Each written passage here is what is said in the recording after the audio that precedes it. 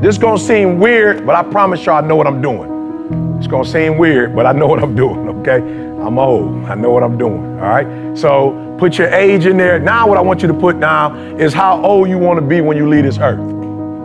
Now here's I don't care what religion, what politics, one thing we all know, we ain't gonna be here forever. There's one thing I can guarantee y'all, you won't be living like you won't be here 150 years from now. I can guarantee you that. You won't be 150, you won't be here. So the real question is, how old are you? And then how long you want to be on this earth, right? Because here's why this is why this is important. Because if you know you're not gonna be here forever, then you're gonna treat how long you're gonna be here differently. So what happens sometimes when you're young, you think you're gonna be young forever. I feel you, I used to be there. I woke up this morning, I was 51 years old. I was like, man, I'm 51. My grandma, I went to go see my grandma, she's 91. I was like, man, I remember my grandma was in her 40s. My grandma 91. Now listen to me very closely. I'm not the don't say no to drugs dude, right? You make whatever decisions you want. You do whatever you want to do. I'm here to tell you though, that you're not gonna live forever. And so you have to decide then, if you're not gonna be here forever, what are your 20s gonna look like? What are your 30s gonna look like? What are your 40s gonna look like? Now I'm from Chicago originally, grew up in Detroit. 90% of my boys are not living the way I'm living. They ain't no different than me. As a matter of fact, Bob should doggone be speaking to y'all right now, not me. Bob was the one that got me off the streets of Detroit. I was homeless. Like for real, for real. I love rappers because rappers be in the studio doing that stuff. I love it. Like making up stuff. I was homeless, like in abandoned buildings homeless. Eating out of trash cans homeless. Bob took me off the streets, brought me to church. I gave my life to Christ. That pastor helped me to get my GED. Then they sent me to college. Took me 12 years to get a 4-year degree because I played in school. I was in college, couldn't hardly read or write. But Bob should be here right now. But Bob is not here because me and Bob at 20, we start making different decisions. So here's what I want to tell you. I don't care what you say you want to be, what you want to do. And here's the crazy part about y'all age. Man, I'm so proud of y'all, like y'all the 1%ers. But the crazy part about it is, just because you got here don't mean your 30's gonna look like this. And your 40's gonna look like this. And your 50's. I mean, I wish if you played in the NFL, I wish that whatever your best day was, your best year was, you could just like capture that and that'd be the rest of your life. But unfortunately, a lot of dudes made a lot of money who broke. Now I'm gonna just say MC Hammer, because that's my dude. $30 million wasted in. How you lose 30 mil in 1 year? Easy. You got the same mentality, like you hanging out with your homies and you trying to do right by your homies, but your homies eating up stuff, doing stuff, and now you broke and now you can't. Here's the crazy part about it. Most of the people who lost 30 million in 1 year, you don't get another year to make another 30 mil. Like, bro, wouldn't it be sweet if you had 30 and you wasted it and then you get a second shot and you get another 30? But for most people, that won't happen. So I'm not here to tell you anything but this. What do you want your life to look like? And many of you probably never even thought about it, but the cool thing about it, you got a phenomenal start, right? So I'm gonna walk through these slides real quick. I'm geeked, right? I'm geeked, why? Because I speak for a living. I'm geeked, y'all, I speak for a living. So what does that mean? This don't get old. I got something that I could, if I die at 70, I can continue to do this. At 80, I can continue to do this. The problem with football, you can't do this at 50. You can't play this game at 50. I don't care how sweet you are. The best of the best, I felt like, the best of the best was MJ. And MJ had to retire. And as a matter of fact, when MJ was with the Wizards, he didn't look like the bull MJ. He was just doing that because he was trying to own a team so he could make some money in basketball. So I'm telling you, this ain't forever. And when you're doing something that don't last forever, you got to treat it differently. This don't last for 20. This don't last for 30. This might not even last for 10 for some of you. So you gotta take full advantage of every single Sunday. And you only get 16. Oh, I'm sorry, they added one. I apologize. I'm old school, like Billy Sims, old school. We're 16. So write down right now for me real quick, and maybe you're not gonna answer this right now, but what do I wanna be doing in my 30s, my 40s, my 50s, my 60s? And what you do today, every day when you walk in this joint, what you do today is gonna determine how you live at 30, at 40, at 50, at 60, and y'all got a head start, man. Whew. My mom had to work at Ford. She got pregnant with me at 17 years old. Mom had to work at Ford for 30 years. And she probably ain't make what some of y'all gonna make in 2 or 3 years, in 30 years. So I'm proud of you. Whatever you had to do in high school, whatever you had to do in college, you did what you had to do and you got to this level. All I'm asking you is set the standard. Set the standard, right? Set the standard. I'm not, listen to me. You a grown man. I would dare tell you to set the standard, but set one though. Set a standard. Jamal, we just left from Dubai. They said, man, if you haven't been there, go. They set the standard, y'all. Like any place, let me tell you what I hate about Dubai. This is my second chance going. What I hate about Dubai is coming back to America.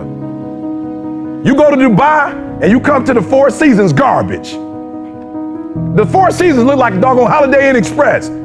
They got the 6 tallest buildings there. Everything they do, like they pick you up in the 740. The taxi cab driver is picking you up in the 745 Li. That's like over there, like the Lamborghini. My boy was like, he from Detroit. My boy was like, I want to drive in a Lamborghini. My boy that brought me was like, what do you mean by that? He's like, I want to rent one. He said, you ain't got to rent one. I got one outside. He said, but then I want the Ferrari one. He said, well, my wife got that one. I'll go pick that one up and bring it back for you so you can drive that one around. My boy from the D, like he driving around in Lamborghini, he can't believe it. He on the island. The standard over there, everything is big. The Louis over there, I will eat up all of it. It's unbelievable. One dude went over there and built the tallest building, and then now that was the standard. What's your standard? I don't care what it is. But what is your standard? I got some standards. I've been waking up at 3 o'clock in the morning and praying to God since I was 19 years old. That's a non-negotiable. Every morning at 3, I'm up. I'm the best in the world as a speaker, not because I'm the best, but I'm the best because every day I put God first. That's my standard. I don't care if I'm in Dubai, 3 o'clock. I don't care if I'm in Cali, 3 o'clock. I don't care if I'm down south, 3 o'clock. That's my standard. I've been married 31 years. I've only had sex with one woman my entire life. That's my standard. I'm not telling nobody else to do that, but my old dude wasn't in my life because he was running around having sex with everybody. I got siblings I don't even know. I just met my niece for the first time. She's 24 years old. So I'm like, I'm not doing what my dad did. My dad a high school dropout. I went and got my GED, then I got my 4-year degree, then I got my master's degree, then I got my PhD. And I ain't smart, but I set a standard so when my kids came in this world, they mama got a master's, they daddy got a PhD, they at least got to finish high school. I set a standard. Multi-millionaire as a speaker from the bottom up. I set a standard. I'm telling you, set a standard. Set a standard. You can't be no champion if you don't have a standard. And let me tell you something. The men who set a standard are always the ones who are champions. Set a standard, bro. I ain't never smoked a day in my life. All my boys smoke weed. That's my boys. I love them to life. I ain't tripping that they smoke. I just set a standard. My daddy was strung out on crack for 14 years. My uncles died of cirrhosis of the liver. I'm good on alcohol. I'm good on drugs. Why? It don't look like my family know how to handle it. I ain't mad at my boy Bob. He seemed like he know how to do it and get up and go to work. He went to school. He's smoking weed on his way to school. Still doing good on tests. But I had to set a personal standard that we're not doing that. Somebody hit me the other day. E, what you think about weed? Oh, why you asking what I think about E, what you think about? I said, listen to me, bro. I got a standard. He said, E, what's wrong? I love it, young boy. He about 21. E, what's wrong with? E, what's wrong with? E, what's wrong with? I said, bruh, I'm trying to be the next Martin Luther King. When you get to this level, you don't ask what's wrong with. You ask what's right with. I'm a champion. We as a champion, we ain't trying to cut corners. We ain't trying to see how much we can do and still be successful. I got a standard. I want to be the best. And I love Steph Curry. Steph said, making shots in workouts is no longer good enough. Put this down, finish. Write that down, type that to yourself, execute. Put that down, finish, execute. Let me tell you something, they treat people differently who execute. Nobody care what you're doing in practice. They don't got nothing to do with nothing. That don't count. Now, it don't count what you're doing in practice. It don't count. It don't count what you do first quarter, second quarter, third quarter. The most important quarter is the one where you won. Write that down. Finish. Effort is not good enough. Ain't nobody paying you for effort. You don't get paid for effort. You don't get paid for trying. Me and my wife went to Dubai because I execute. For free. I put up videos every single day. Ain't nobody paying me for the stuff I put up since 2006. I just put it up so when you wake up, you got something. And then in the afternoon, I give you something. And then when you drive it home, I give you something because you got to go back to your family. I want you to be pumped up when you go to your family. And guess what happened? You reap what you sow. We on our way to Dubai. My man said, we all was in Emirates, but you saw they had, more was like a cap. I didn't know what it was. It was like a capsule me and my wife was in. They paid $30,000 for us airplane seats. I was scared. I'm like, oh, I don't know if I want to go over there. My man paid 30 grand for the seats. I mean, he might be looking for me to come, but I don't know what he's looking for me to come over here and do. Got to the hotel executive. I told my wife said, listen to me. My wife said to me, do me a huge favor. She said, this man has spent almost $150,000 for you to come over here. I want to come back. When you get up there and speak, it better be the best speech you ever done in your life. Execute. My wife was like, execute. Like, I want to come back to Dubai. Whatever you said to make that man bring you over here, you say that and 3 times better. I want to come back. But this time I come back, I want my kids to come with me. I said, well, you going to put them in first class? She said, nope, they're going to be behind us. I said, well, that's 60 grand. She said, go speak like it. So do me a favor, set the standard. Steph Curry was one of the best of the best. His standard is making shots in workouts is no longer enough. Watch this. Set the standard, then raise the standard, then uphold the standard every single day. Now, some of you like, that's too much. Well, you're not going to be a champion. You're going up against other champions? You think you're going to give 50%? You think you're going to give 70%? You think you're going to give 80? I watch y'all. Y'all good, but you need to be great in this league too. You're real good at what you do, but some of you don't finish. You look good in the first. You look good in the second. But the fourth with the last 3 minutes, I could tell with the last 3. Listen to me. The real beast is the last 4 minutes. The real beast is when their legs give out. The real beast when they tired. The real beast find a way to pull something out when nobody else ain't got nothing.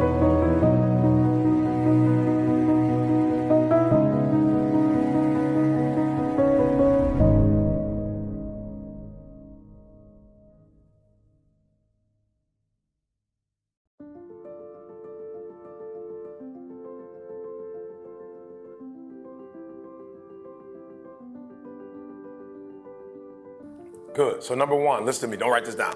It's not a principle. Listen quickly. I'll give you the first principle. Number 1, this is not the principle. It's going to be a dog fight.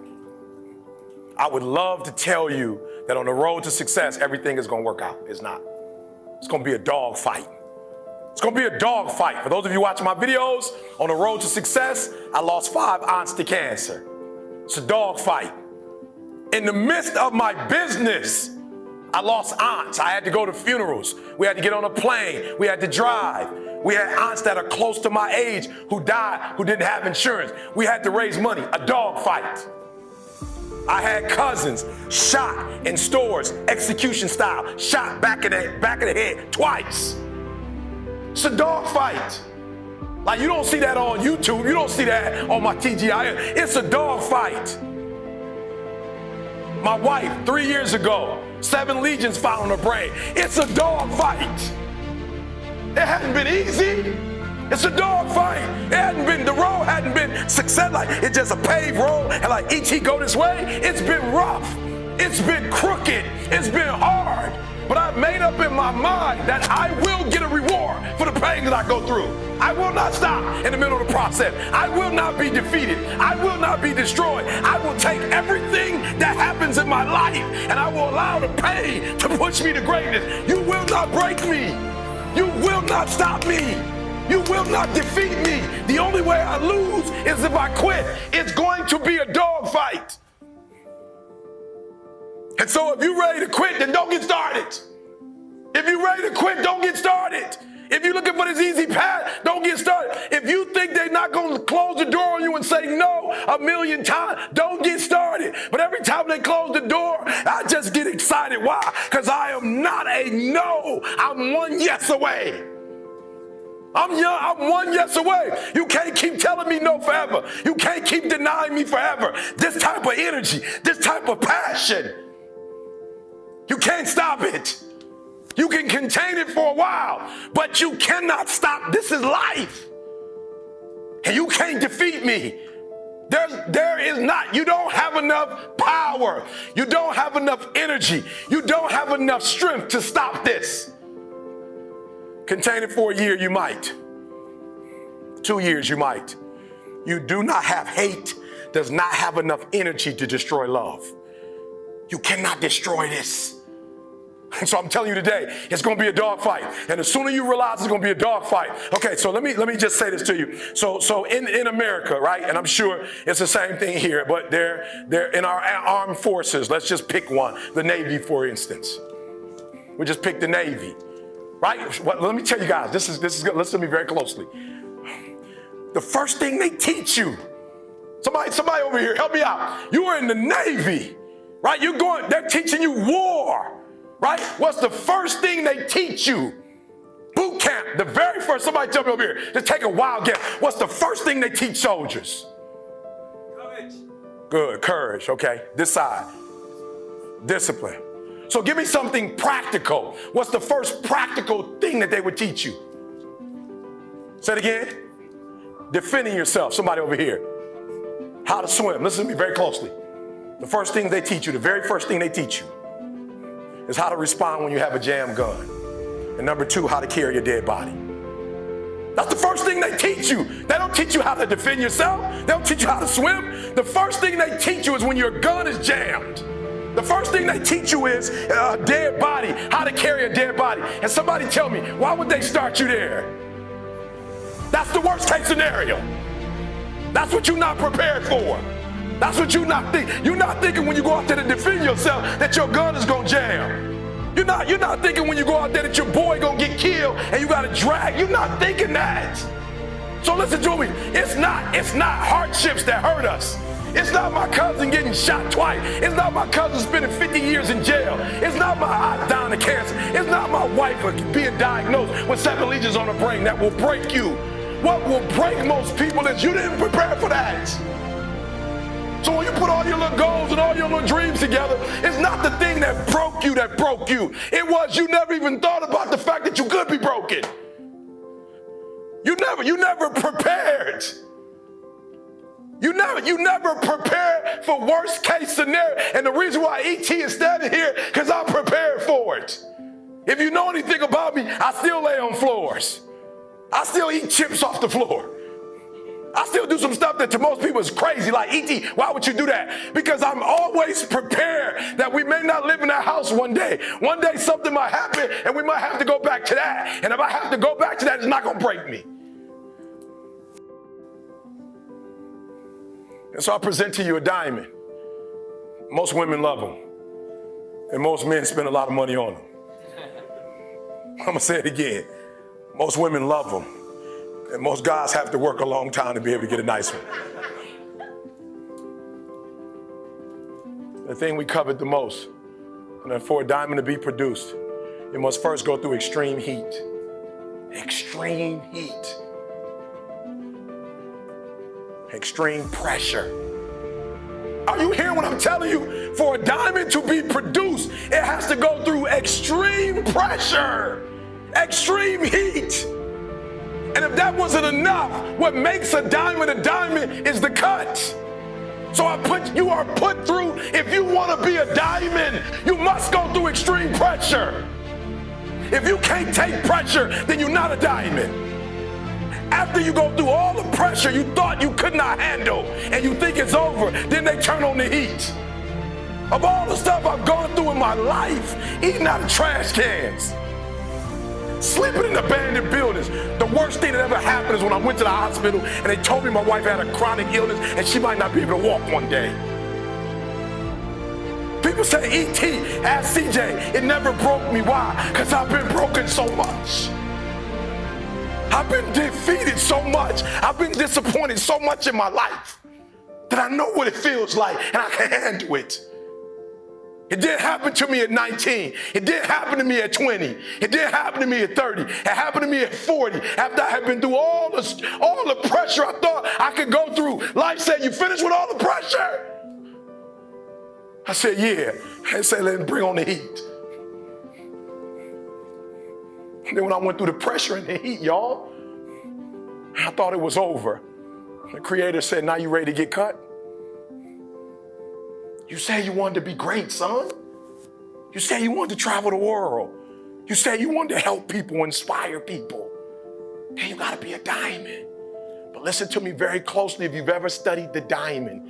Once it goes through that type of pressure and it finally becomes a diamond, at that point you can't break it no more. Are you hearing what I'm telling you? Once you get to that point, you cannot be broken anymore. And the only way they can tell if a diamond is a diamond or if it's fake is by applying pressure is how they tell. They don't just look at it. You think you just look at the thing like I looked in the thing. They'll just bring it here, bah, put it on some glass. Bah, okay, it's real. So I'm being honest with you. I'm not giving you the 7 principles to. I'm trying to tell you the very first thing I want to tell you before we go through the principles. They say it's going to be a dog fight. And if you soft, this ain't you want to get out now. This is where you like, I quit. But if you're willing to say, I'm not going to quit, I guarantee you whatever success you want to have, you're going to have it. All right, so here's number 1. I apologize. It took a long time to get to number 1. Number 1, Denzel Washington, you must be very intentional and deliberate. You must be very intentional and deliberate. The stuff that you wrote down on that piece of paper is not going to happen by osmosis. You're not going to wake up one day and find a law degree. You're not just going to walk out of your house, there it is with my name on it. I'm a doctor now. It suddenly appeared. It's not going to work like that. If you're married, it's not going. If you're married, I promise you, I've been married over 26 years. If you're going to have a good relationship, you're going to have to work for it. If you have a business, you're going to have to work for it. If you have a healthy relationship with your children, but I've made up in my mind that nothing is going to stop us from having a daily relationship. I will do whatever it takes, make whatever adjustments I need to make. So it's going to be a dog fight, but I'm telling you from personal experience, you don't have to start with anything. I'm a living example. You don't have to have anything to get started, not even a daddy. No, I'm being real with you. Not a bank account, not a name, not a camera. We didn't have a camera when we first started. Not even business cards. We still don't have business cards. People say, how are you so successful without business cards? I don't know. We just say, here, take our number down. If you're serious, just here. Here's my number, call me. So number 1, you need to be very intentional and deliberate. I'm going to give you 3, 4 things. I'm letting you go. The first one is you need to be very intentional and deliberate. And what I mean by very intentional and deliberate is, please, you have to hear this. I believe in rugby that both teams are professionals, correct? Listen to me, both teams are professional. Both guys have, started young and are all physically able to play the game. But what happens is you have one team that's good in spurts. You have another team that's dominant.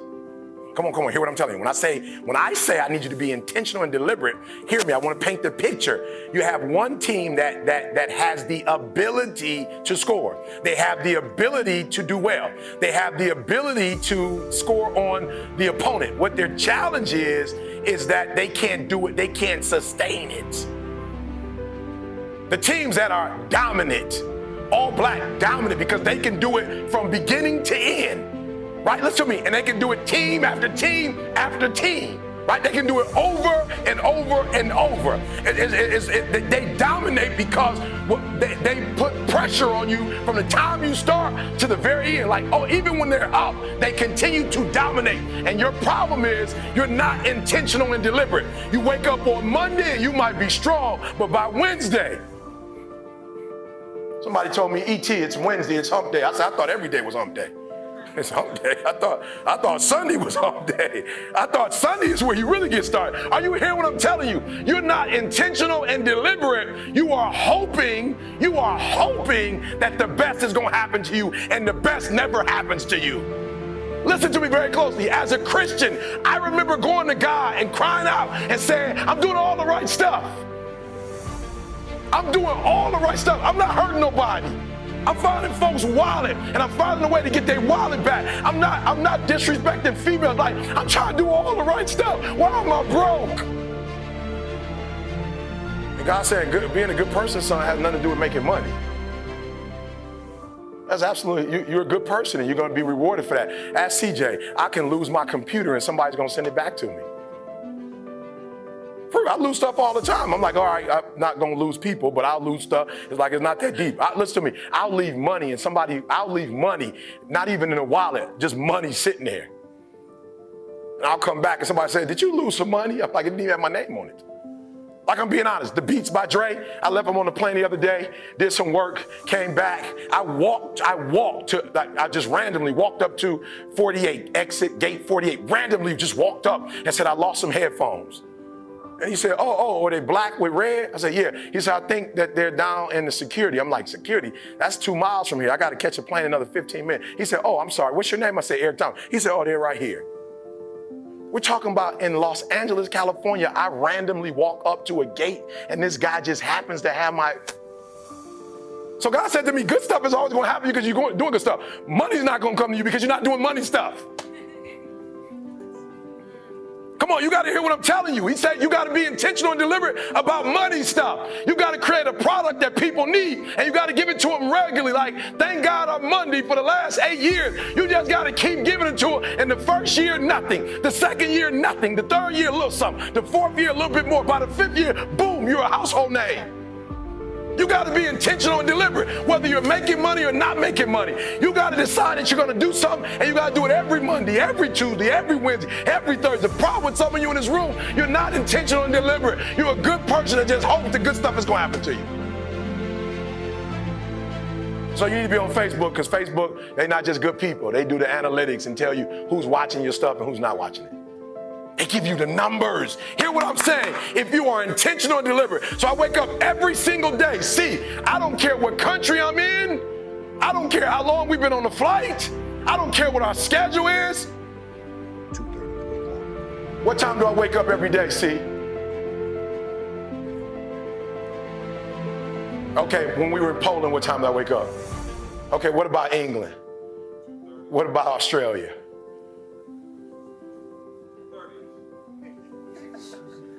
Are you hearing what I'm saying? I'm intentional and deliberate. I don't care what time zone we are.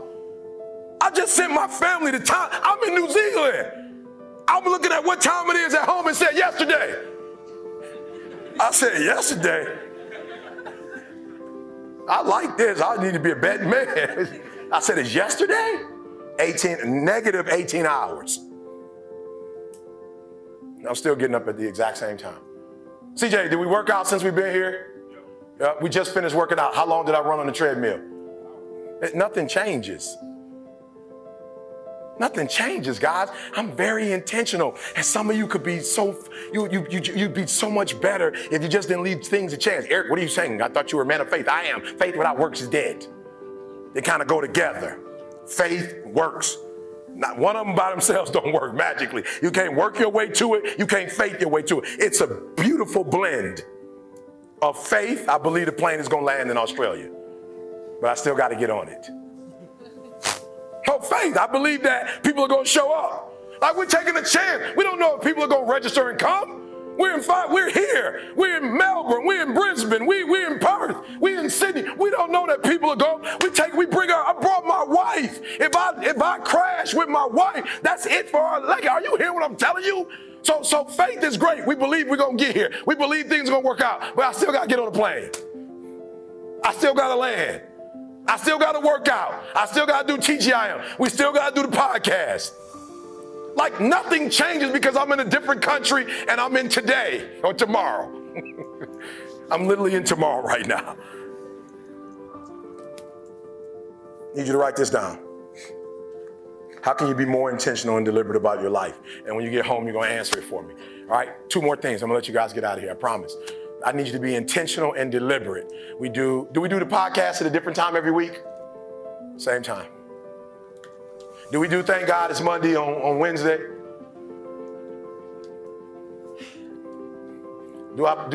As a preacher, do I have my services on Thursday? Same thing every...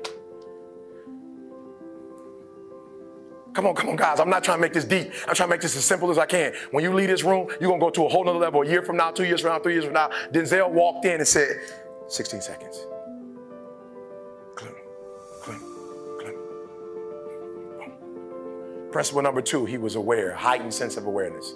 You need a heightened sense of awareness. Some of you are making the same mistakes over and over and over and over and over and over and over. I need you to have a heightened sense of awareness. When he walked in the room, before he moved, he studied. And many of you in this room, you are moving and then studying. And you keep making the same mistakes over and over and over and over again. Come on, hear what I'm telling you, making the same mistakes over and over and over. And I remember crying. Why are these guys, motivational speakers, traveling all over the world, and I don't get to travel all over the world? I'm trying to do right by people. I'm speaking all over the world. What's going on? And as I did my homework, I said, oh, Eric, you're doing something wrong. You are motivating and they're empowering. You're just telling your story, but you're not making the connection between their life and your story. There are no principles. You're not principle driven. There's not enough content in that. I didn't cry or complain. I just looked at my life and said, E.T., you need to make some adjustments. But that only happens when you have a heightened sense of awareness. So do me a favor, at least an hour a day of every day, you need to be reflecting on what you're doing good and what you're not doing good. Now, we can break that up if you want to. If you want to break that up into 20 minutes in the morning, 20 minutes for lunch, 20 minutes at night, you want to do a half hour in the morning, a half hour at night, I don't care. I just don't want you to make the same stupid mistakes over and over and over again and call it life. I don't want you to keep doing dumb stuff and say, my life is miserable. No, your life is not miserable. Your reflection time is miserable. Your ability to edit, to make adjustments, to make corrections is messed up.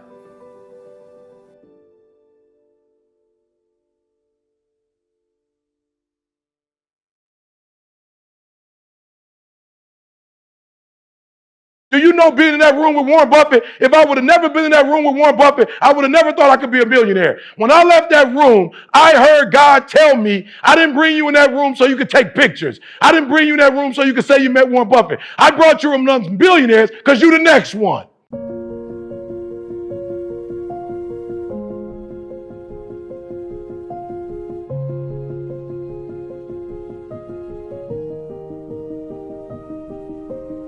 My job is not to teach you leads and all that real estate stuff.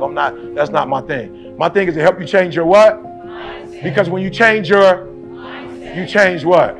Everything. Again, I'm here to help you change your mindset. Because when you change your mindset, you change everything. Come on, one more time. I'm here to help you change your mindset. Because when you change your mindset, you change everything.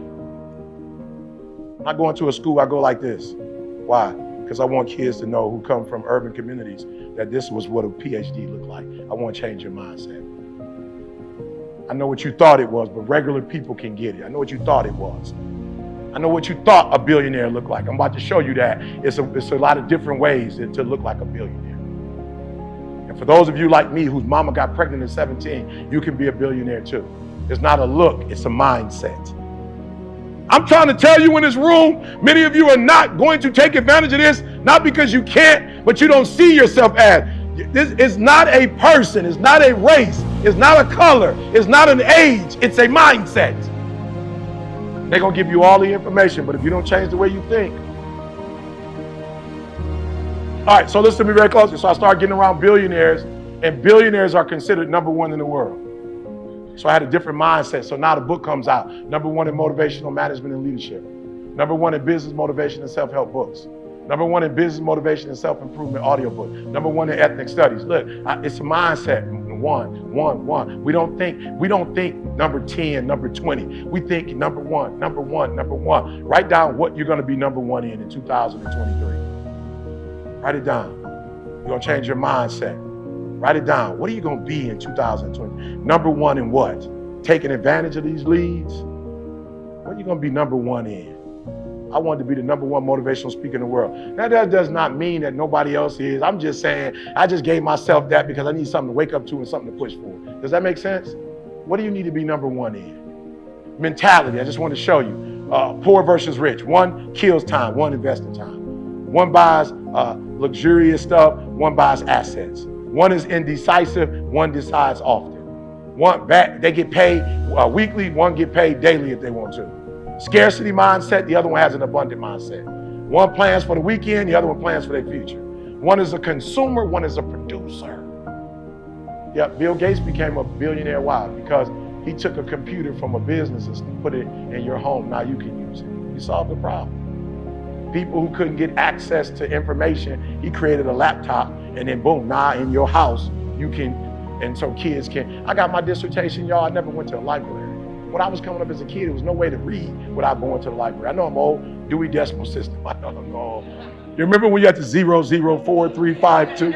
You like, Lord, floor 3, you up on the 3rd floor. You're like, that ain't it. Okay, I'm still on the other side. Right? Remember when you used to copy and you could never get the middle part? You got to figure out what the middle word said. You couldn't quite open the book and get that. Now you don't have to do that no more. You just go online, boom.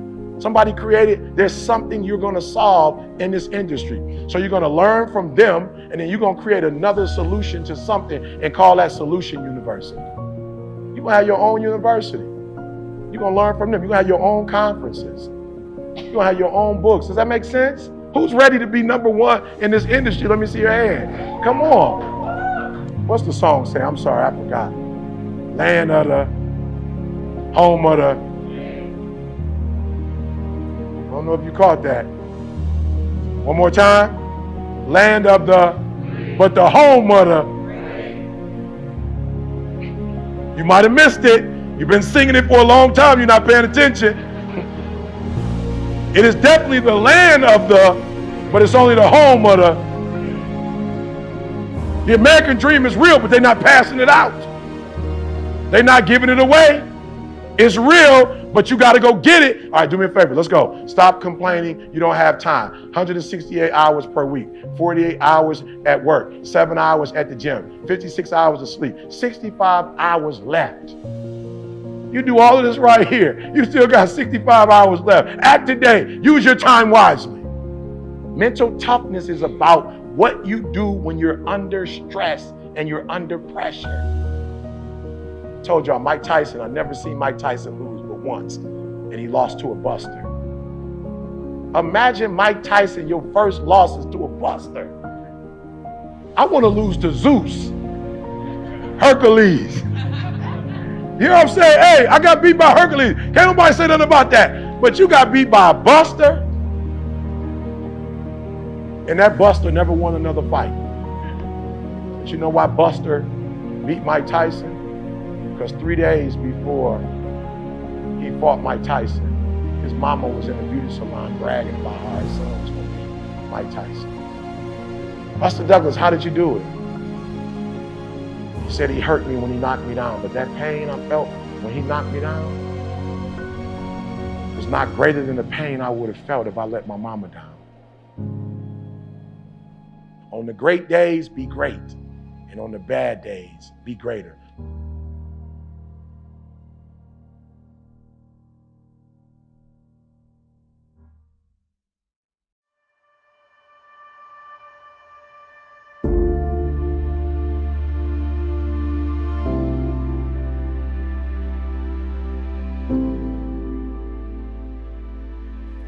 I just want you to do me a huge favor, because this is a serious moment for me, and what makes this moment serious for me is that I'm sitting in a room of people who have the ability to make their dreams become a reality. And we live at a time and live in a country where we can make that dream a reality. And you have to understand that there are times that I speak, for instance, in prisons. And I'm talking to individuals who will spend the rest of their lives in prison, and they don't have options. They don't have a lot of choice. That what I do when I come in is I provide a sense of hope, and I provide some inspiration, but I'm not able to help them to bring about the change that they want to see happen. And I'm so excited to be in this room because the words that I say in this moment can fuel the rest of your life. Right, so I'm so excited. Like, that for me, this isn't I won't ask you for anything over the next hour other than the things that are going to take you to the next level. But I'm excited because when I leave, I literally we may never see each other again, but I have the ability when you walk out of this room to make you operate in a way you've never operated before. And once you do that, because I know if you're in this room, I know there's something special about you, that once you leave this room and you go from 70 to 120%, there are going to be some things that happen in your life that didn't happen before, not because you didn't have the ability. So this is not an ability room. Like, we're not talking about ability. We're talking about activating this greatness that's in us. Your abilities are your abilities. I'm not going to be able to today, I'm not going to be able to help you to do anything that you do better. Like I'm not going to be able to give you a gift that you don't have. But what I will be able to do is help you today operate in a way you've never operated before. Right? I will help you to operate in a way you've never operated before. I'm going to help you to do some things that you've never done in your life before, and as a result, you're going to be able to go to a whole new level. So we have to start here. We have to start here. Just write down those things, 1 or 2 or 3 things that you have to desperately get done before this year ends. It's desperation. I don't have a choice. I don't have an option. You got to get that done. Got it. Like I just want you. And I'm not talking about stuff that's kind of important. I'm talking about the stuff that has got it. The ball's dropping and you can't keep talking about it. Like you will not be able to rest if you didn't get this done. I want you to write that down. I want you to write that. That's where we're starting. I want you to write that down. E.T., like I gotta get this done, E. Like E, this is no option. This is not like a vacation. This is not, just making a couple more dollars for the sake of buying a car, a house. Like E, this is some life and death stuff. E, like this is some change the trajectory of my life stuff. E, this is like it's gonna put me in a place like where I'm just gonna be able to get to that place that I've been trying to get to. I want you to write that down. And it was, look guys, I'm being honest, it was like random. It was like just totally random. It was out of nowhere. It was the Christmas holiday, and Carl, our videographer, had his family over, and we live around, at that time we lived around the corner from each other. Now we live on the same block. Random, right? Christmas was over. We're just going to the house, just eating dinner. It just was a random night. And somehow we got to talking, and Carl's wife is from Barbados, and she didn't have citizenship. So unfortunately, she was in the States without citizenship, and so she had to stay in school in order to eventually get her citizenship. So she did her master's degree, and she was in her PhD, and it was weird. It was just like, yo, E.T., I don't know how it happened, but it was like, yo, E.T., my wife is going to get her degree before you get yours. Right? I'm an American citizen. Like I had already been in the program for a few years, and it was, I don't know, but have you ever heard, like, when it's your time? Like, it's that moment. It's like, enough is enough. I can't tell you. People have asked me before, Eric, when you get your PhD? I'm like, I'll get it done. E.T., how far are you in the process? Finish all my coursework. I just got to write the dissertation. But it was something about that night that was different. It was almost the end of the year. And I remember Carl, listen to me very closely, guys. I'm being real with you. I didn't even have a conversation with Carl. Like, we never even talked about it afterwards. I never said anything to him about it, but I felt this guilt. I felt like this embarrassment. Like, and for real, he wasn't like speaking directly to me. He was just saying, hey, E, I think my wife's probably gonna finish her degree before you finish yours. And I'm talking about like it pierced. And I just remember like we were talking afterwards and I didn't hear anything. Like, bro, have you ever been in a conversation and it just shifts and somebody's talking to you and like you can't hear the words that are coming out of their mouth? I didn't hear anything he said. I just kept it like, E, when are you gonna get this done, E? Like, yo, E, are you ever going to finish this? And it's not about a degree, but are you ever going to finish this? Like, are you going to get it done? And I remember excusing myself, like, all right, Carl, hey, great time. Love you guys. Gotta go. Gotta get up in the morning. And I'm telling you guys, it's not even a 5-minute walk, and it felt like an hour. All I could think about when I was going home was like, enough is enough. Like, I'm through. I'm gonna get this done. Okay, just help me out. You're in the room. You ever had that enough is enough moment? Raise your hand for me. You had that enough is enough moment, right? So I need you to be there. Like the next 30, 40 minutes, I need you in that space. That enough is enough. I'm not dumb, like I can get a PhD. Has nothing to do with that. It has everything to do with the fact that I just didn't say, all right, this is the year. Right? And so that thing you wrote down, I need you to do me a huge favor. I don't know if you have a pen or a piece of paper. I don't even know if you can do this on your phone, but I want you to kind of put a year next to that for me. Put a year. I want you to just put a year on that for me. Like, don't make up, like, don't do it for me. A real number. Just give me like a real solid number, right? And I remember saying to myself, like, yo, if we come back next year for Christmas and your family's here, I remember saying to myself, we come back this time next year. I'm gonna be Dr. Thomas. We come back to your house next year. As a matter of fact, I will pay for your parents to come. Like, I want to reinvent this whole scenario again next year. Like, I want everybody here. Let's do the same meal. Let's sing the same songs. Let's Twilight Zone this thing out. I want it to be exactly like it was, except for this time, I want you to say Dr. Thomas. Like, this is going on in my mind. I'm not having a conversation with anybody. And I'm saying, like, this is it, guys. This is it. And so I put a date on it. I put a date. I said 2015. 2015, we're not going to have this conversation. 2015, this time next year, I'm finished. It's done, right? Good. So now I need you to do me a favor. I need you to put a month next to it. Yeah, I need you to put a month next to it now. You got January all the way to December. I need you to put a month on it for me. Give me a month. Yeah, I need you to put a month on it for me, right? Right now, as you're writing the month down, what I want you to think about is, okay, so write this down too. I'm sorry. I know you came to listen, not do a lot of writing. I apologize, but I really need this. I really need this. I really need this. I really need this. I need you to write down 3 people you love next to those goals. 3 people you love. Just 3 people. Right? Give me the name. Write the names down. I don't put son, mom, or give it to me, give it to me, give it to me, give it to me, right? Write their names down. Now, this is what I need you to think about. What I need you to think about is how this goal or these goals will revolutionize their lives. Like, I really want you to think about, okay, you can do this later. When you get home, you can do this later, but I want you to write down for each one of them, give me 3 ways. Please do this when you get home. If you really love them, like you say you love them, when you get home, I need you to write their names down, and I need you to write down when you get to this place, when you finally make this thing happen, how is it going to empower them? How is it going to change their life? And all I can think about is, wow, if I get this PhD, like I can just change the zeros.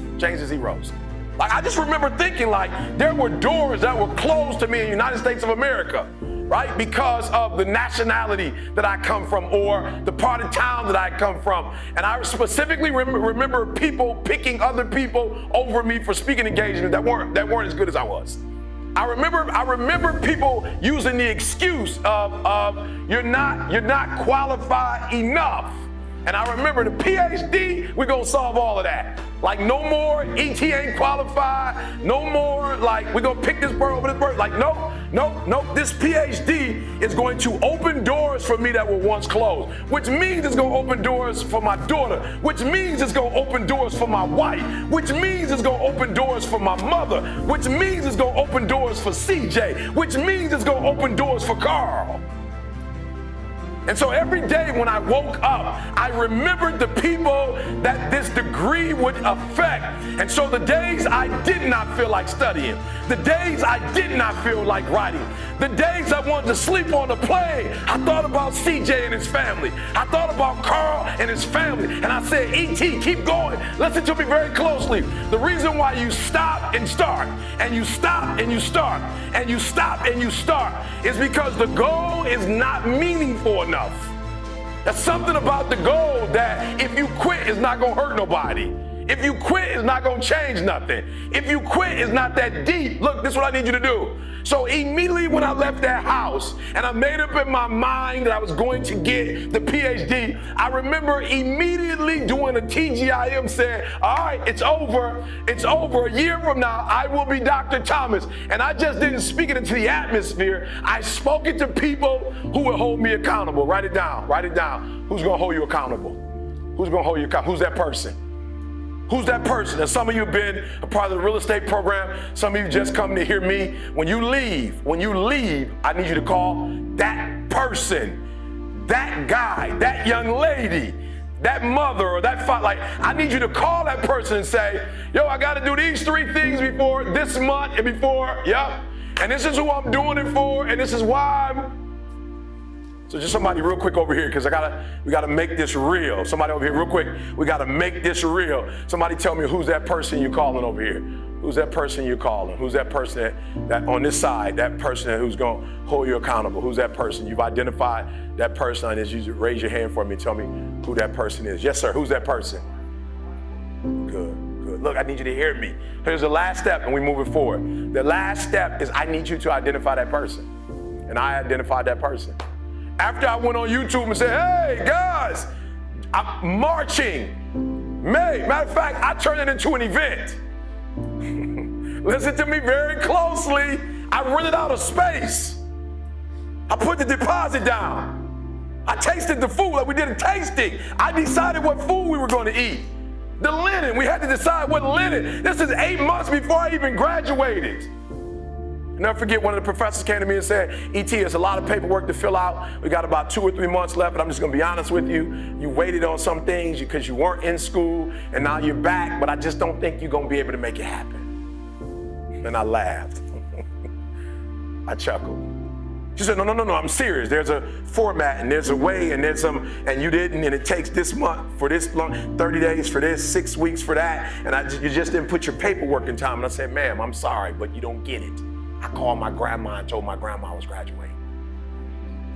Like, no, I'm being serious. Like, I called my grandma, and my grandma said, baby, you know I'm on a fixed income. So if I buy this ticket, grandma can't get her money back. I said, ma'am, I told my grandma that I was graduating, and my grandma already called her hairstylist and told her how she wanted her hair to look. Grandma went out and bought a dress. My grandma bought a dress for the graduation. And you got to hear what I'm saying, because you're listening to me, but you're not listening to me. Listen to what I'm trying to tell y'all. I'm being real with y'all. My biological father wasn't in my life. Hear what I'm saying? My mother hid from me who my biological father was, yet my grandmother's always been in my life. That don't go together. My grandmother said to my mother, if you want to hide the identity of his father, that's cool, but you can't take my grandson from me. And so ever since I've been a kid, my grandma been to everything. She's never missed anything. And when my grandma called, she said, you better make sure you graduate, baby, because I'm coming. And so what I'm trying to tell you is, I didn't get the degree to get the degree. I got the degree because I called my grandma. I'm trying to tell you the reason why you're not doing it is not because you don't have what it takes to do it, not because you don't have the ability to do it, but whatever it is you say you're going to do, the meaning is not strong enough. Somehow the meaning is not strong enough. You've not put enough value in it. You don't have enough skin in it. You played around with it so much that you don't have nothing to lose if you don't do it. What I'm telling you is, you got to create the type of scenarios, not the goal, the type of scenarios that if it doesn't work, you lose everything. And because you cannot lose everything, you got to make it happen. Glenn came all the way from Australia. You can't plan your graduation in 2 weeks. You can't buy a ticket from Australia and then call somebody and say, Glenn's not going to happen now. Was that a refundable? Did you get a refundable ticket? So I need you to put some value, because if you put 120% value in it, 120% meaning in it, and you get 120% accountability on it, every single goal you write down is going to happen.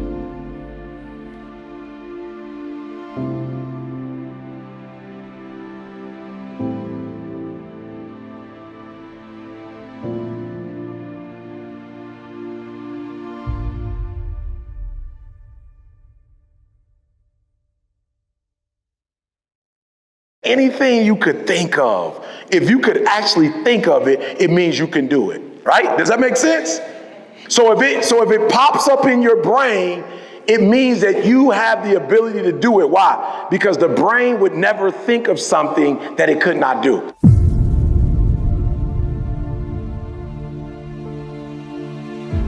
So I had this young man come to me the other day. He was kind of discouraged a little bit. You know, I've been mentoring him. He comes by my office and we spend time together. You know, I could tell he was discouraged. I said, what's wrong? He said, man, my dreams are too big. E.T., you think my dreams are too big, E.T.? I said, why you say that? And I could tell he was talking to a parent, right? Or he was talking to a mentor, right? Whoever he was talking to, you know, I understood what they were trying to say, but I said to him, absolutely not. There is no dream that's too big. There is nothing that you could think of in your head that you can't do. I said, but here's the problem though, all right? They shouldn't have told you that, right? How many of you guys believe in this room that if you dream it, that if you think of it in your mind, that you actually have the ability someday to make whatever you see in your mind become a reality? Let me see your hands. Good. I love it. I don't care what it is. You want to play basketball? I don't care. You want to go to the moon? Like, I don't care what it is. Your dreams are never too big. Say that with me. My dreams are never too big because they're my dreams. And I can do it. Come on, I can do it. I can be it. I can have it. Come on, I can do it. I can be it. I can have it. No dreams too big for me. Come on, no dreams too big for me. Again, no dream is too big for me. Come on, no dream is too big for you. All right, but here's what you got to do. So I told him, I said, do me a favor, keep dreaming. As a matter of fact, I'm asking you to write for a reason. So you wrote it in your phone, but when you get home, I want you to be a huge favor. I want you to go write it, right? I want you to write it if you have a wall at home, like a whiteboard at home. If you don't, go buy one. You got a sheet of paper, right? Put the paper up on the wall. I want you to write it. Why? Because when you write it down and your eyes see it, you can do it. Listen to me. I believe this with all my heart. I literally flew from Detroit to Kansas today. I flew, guys. Watch this. 200 years ago, people said only birds could what? Come on, I'm just being real. 200 years ago, they said only birds could fly. No, a human wasn't meant to fly. Now, not only are we flying, we watching TV. We watching TV in first class. They making meals, right? In some planes you could lay down. I went to Dubai a few months ago, and the seat that I sat in, it was like a living room, a big old 30-something inch TV. They're bringing people steak and duck and all wine and all kind of sweets and snacks, everything. You could use your cell phone. Imagine that. They said we couldn't fly. Now we texting while we flying. So no dream is too big. Come on, no dream is too big. Come on, no dream is too big. I can do it. I can have it. Come on, I can do it. I can have it. I can be it. It's only one person that's going to stop you, and that's you. I need you to understand that. It's only one person that's going to stop you. All right. So what I said to the young man was, your dreams are not too big, but you got to make different decisions. Does that make sense? So I want to show y'all something real quick. Can I see the book? I want to show y'all something. I know you guys at some point you're going to get the book, all right? At some point you're going to get the book, all right? The UOU book, right? At some point you're going to get it, all right? CJ and I said 2 years ago, please write this down. This is not even a part of my message, but write this down. Never let a good crisis go to waste. Write that down. Never let a good crisis go to waste. And so when COVID struck, instead of cry and get upset, I made a decision, right? I made a decision. I made a what? Listen to me very closely. In order to make your dreams and goals become a reality, you have to make different decisions. See, the only reason your dreams aren't happening now is two reasons. It's too early, right? It's too early. What do I mean when I say it's too early? Okay, so if you're in high school, you can't play in the NBA. Right? It's too early. It's not time yet. And a lot of you struggle with that. A lot of young people, you struggle because you got these big dreams and these big goals and you want them to happen right now. You want them to happen today. Right? Look, you got the rest of your life to live. So what would happen if all your dreams became a reality when you was 15?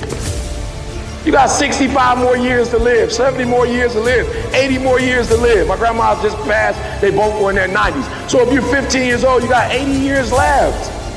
Are you hearing me? You can't make all your dreams become a reality in one day or in 1 year, right? So say this with me. It takes 21 years to be 21 years old. You can't make yourself 21 at 15. I don't care how much, how much milk you drink, right? How much exercise you do. It doesn't matter. It takes 21 years to be 21 years old. And there's nothing I can do to speed up the process. So the number one thing I think that kids do wrong is not that you have these big dreams and these big goals, is that you have these big dreams and big goals and you're rushing it. Take your time. Take your time. Take your time. All right? It's going to happen. All right? There's some things that are happening for me right now that I'm grateful it didn't happen 30 years ago. All right. So number one, the D is for good. So the first thing I need you to do is I need you to be a great decision maker. And if you're a great decision maker, all your dreams are going to become a reality. All right, so we decided that we were going to write a book during COVID. Why? Because one of the worst things that ever happened to me happened during COVID. But one of the things that you have to learn how to do is not focus on the negative all the time. You've got to learn to see the good in everything that could be negative. Say it with me. I will learn to see the good in every lesson. Come on. I will learn to see the good in every lesson. For in every lesson, there's a blessing. Come on, for every lesson, there's a blessing. So I got hit hard when COVID hit. I had never heard of the term social distancing. I was like, what's that? It was like, it's about to tear up your career. That's what it is. I said, what does it mean exactly? It said that you will never be able to, and we didn't know for how long, speak in crowd. This is how I make my money. Alabama football, Kansas, I work Kansas. Kansas State, I work with Michigan State. Like I go in the locker room, I go to colleges and talk to kids. And for over 18 months, I couldn't go on the road and speak. So I made a decision. I made a what? I made a decision to see the blessing in the lesson. Say there's a blessing in the lesson. Come on, there's a blessing in the lesson. And so it hit me. You can't go speak. You can't go on the road, but now you'll be at home all day. What can you do while you're at home all day? I can write a book. I never had time before. I was always on the road. Pack it, unpack it. I was always on the road, right? And so writing a book is better than speaking. Why? Because in order to make money speaking, you have to be present. When you write a book, it's passive income. While you're asleep and people buying it, you're making money. So I actually can make more money with a book than I can speaking. And sometimes tragedies strike, not to hurt you, but to elevate you in a way. If the tragedy never happened, you would never be elevated. There is a blessing in every lesson. Come on, there's a blessing in every lesson. So number one, you got to become a good decision maker to make your dreams become a reality. So I made a decision. I was going to wake up every single day and I was going to write. I was going to wake up every single day. Do me a favor, in your phone right now, I want you to write down good decisions, bad decisions. All right? Good decisions, bad decisions. I want you to write that down. Good decisions, say it with me, good decisions, bad decisions. So let me just say this to you and I want to make this clear. Right? I remember, years ago, we used to say when we was kids, somebody would say, well, that person is middle-aged, that person is old, right? You can't say that anymore. Why? Because of the decisions that a lot of us are making now. There are kids who are 17 and 18 who are old. Why? Because they're not going to make it to 19. So they're seniors. Like that's it. They're 19, 20, they're making some bad decisions. They're not going to make it to 21. So they're actually a senior citizen at 15. Because they don't have but 3 or 4 years left to go. Does that make sense? Because they made what kind of decisions? Bad decisions. So here's what I want you to do for me. I want you to ask yourself every single day, are the decisions I'm making good? Because if you're a good decision maker, it means you are guaranteed to make your dreams become a reality. I told you my goal was to write a book and make what list? New York Times bestsellers list. And week 1, we made it. Why? Because of the decisions we made. There was a whole lot of decisions that it took to get here. And so in order for you to make your dreams and goals become a reality, you got to be a great decision maker. Does that make sense? And listen to me, every outcome you get. I had an uncle who died of cirrhosis of the liver. It didn't happen by accident. It didn't happen by accident. He died maybe 50, 60. It wasn't by accident. How do you die of cirrhosis of the liver? For the most part, what happens? Somebody said drinking what? You're not drinking water. You're not drinking water. Like listen to me very closely. You don't drink a gallon of water a day, and then 15, 20 years later, the doctor calls you and says you got cirrhosis of the liver. What happened? You drinking too much water. You drank the water and it just messed up your liver. As a matter of fact, if you drink a gallon of water a day, your organs are going to be cleansed and your blood is going to be pure. Does it make sense? But when you drink alcohol, I'm not telling you to drink or not to drink. I'm saying it's a decision, and certain outcomes come with decisions. So I'm not telling you don't drink. I'm not telling you don't smoke. You grown. You do whatever you want to do. But I'm telling you, with every decision comes a result. With every decision there comes an outcome. You don't have to eat vegetables if you don't want to, but I promise you, your body's going to at some point tell you you're not eating vegetables. Does that make sense? So number one, we're going to become what kind of decision makers? Good decision makers. And then hopefully we're going to get to a time in our lives where we become what kind of decision makers? Great decision makers. And then one day I'm hoping that we're elite. So this book, almost 300 pages, the New York Times bestseller, the LA Times bestseller, USA Today, that didn't happen because I'm a genius. It happened because of some decisions I made. Is that clear? Look, if we don't do anything else, if you walk out of this room today, you to make good decisions. Because when you make bad decisions, you destroy you. You're killing you. You're destroying you. And I told you, you live in a country that if you make good decisions, you reap the benefits of it.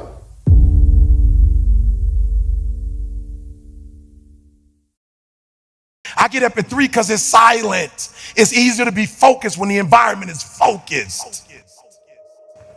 So a lot of you don't have, be honest. We're not playing no games here. Talk to Sam, we got a way to help you after this. How many of you, honestly, you are knocking on doors and grinding and making moves, but you don't necessarily have every single step written down for every single day? Just be honest. Some of y'all, you in the dark. That's the problem. So we're going to help y'all. I got a plan. We're going to work with y'all. I'm going to do some videos, give it to y'all. I'm going to show y'all really how to walk through this. Because the day I got up, and every day now I know exactly what I'm supposed to be doing. Here's what's funny. Most of you wake up and you try to make money. Listen to me. If you would make you, money would come to you. Okay, you missed that whole thing I just said. If you would make you a better person, you'd make more money. Now, watch what I do. The way people spend their money or treat their money is how I treat my time. All right, let me explain what I mean to you. I make sure that every single day in that 24-hour period that I'm getting a whole bunch of wins. So I'm supposed to be doing this at this time, doing this at this time, doing this at this time, doing this at this time. The problem with most of you waking up and you worshiping money. Man, I was in the back with Cole. Cole was like, I got this opportunity for you. I got this opportunity. I got this opportunity. When you become number one, you have to chase opportunities. So I became number one, not meaning I'm better than nobody else. It means I just mastered my craft to the point that I know what I do that don't nobody else do. I know what Tony Robbins do. I know what Les Brown does. I know exactly what they do. And so I'm not trying to do what they do because I'm not trying to compete with them. I know that I have a way of doing in this industry what nobody else does. And I've picked out in this industry, I've crafted out my own room. And your problem is you at 50% knocking on doors trying to get the result, somebody at 100%. And you wondering why it ain't working. Because while you're doing what they're doing, you're not who they are. So why do I put more emphasis on time than I put on money? Because they print money. They don't print time. No, I'm gonna say it one more time. You are worshiping the thing that they make every day. They don't make time every day.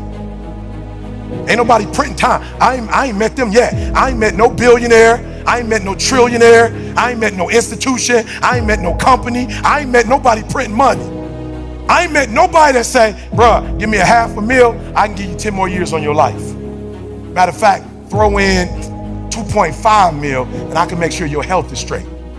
There's famous people died from COVID. There's celebrities that died from COVID.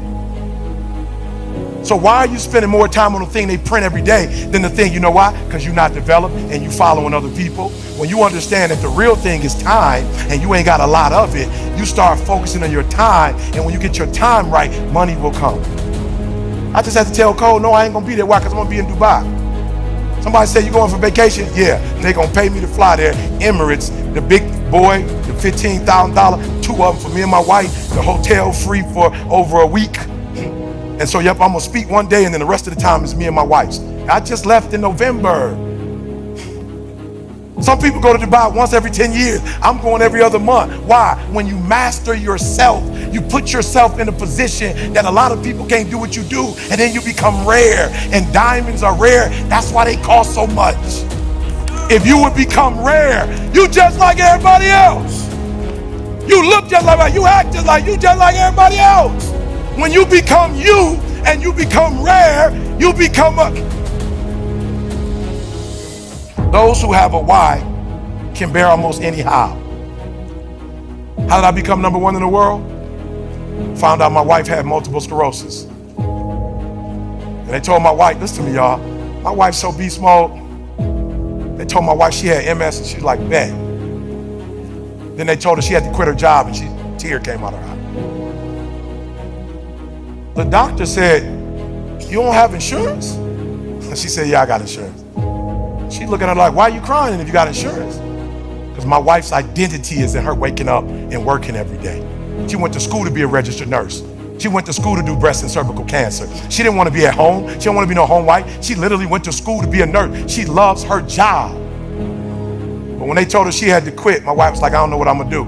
I said, how much you make? She told me 5,000. I said, 5,000 times 12 is how much? 60 times 30 years, how much? 1.8 million. I woke up every day hunting 1.8 million. I'm number one in the world, not because I'm a better speaker. I'm not number one in the world because I look the best, because I dress the best. I'm not number one because my enunciation is the best, because I use the best words, because I got the best sentence structure, because I come from the best background. I became number one because I woke up and I hunted down the 1.8 mil so my wife would never have to work again.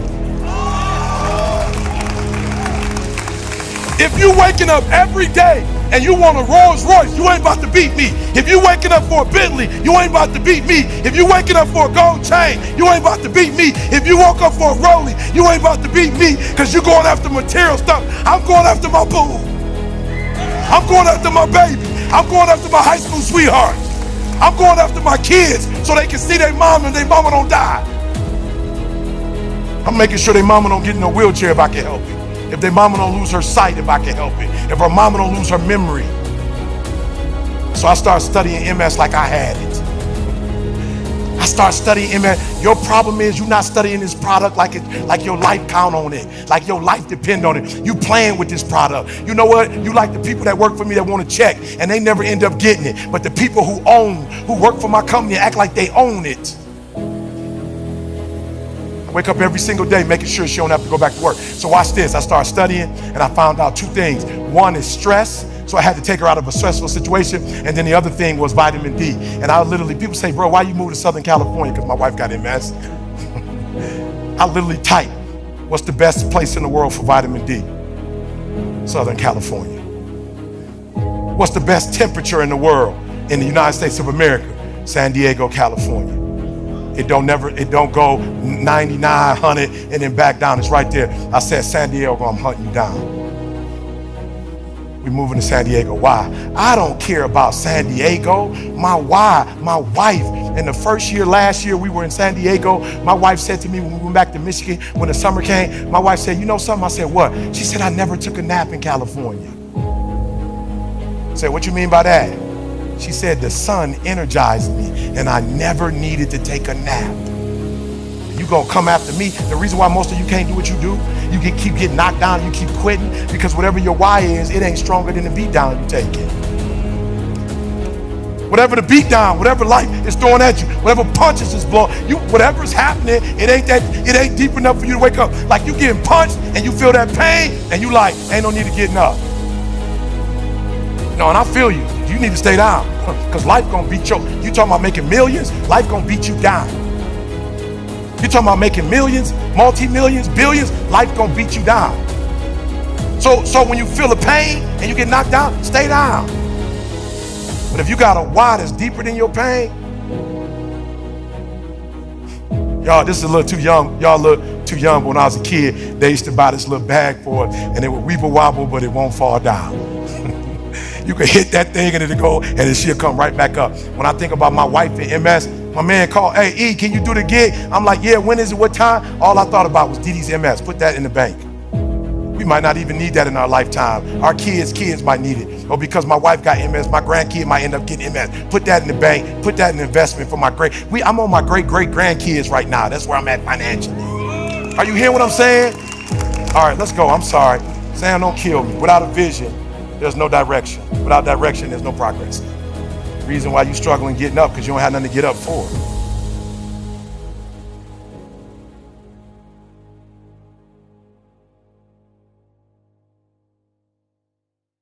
I got to clear my mind of some stuff, but when I get up there, I got to do what I got to do. Why? Because success is not a feeling.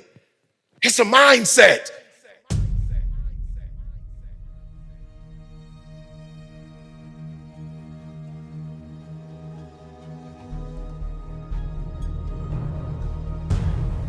I need you to clear your mind of every single thing that's in it that's stopping you from being successful. The first one is what everybody else thinks. One, here's what I need y'all to do for me. I only need you to worry about what one person thinks. Right? I know this is gonna blow some of your mind. But why is it that your parents, great human beings, great character, they're not entrepreneurs? How is it that they can make you feel bad about something that you're doing that they know absolutely nothing about? No, you think I'm playing when I say one. I mean it. You got to be on one accord.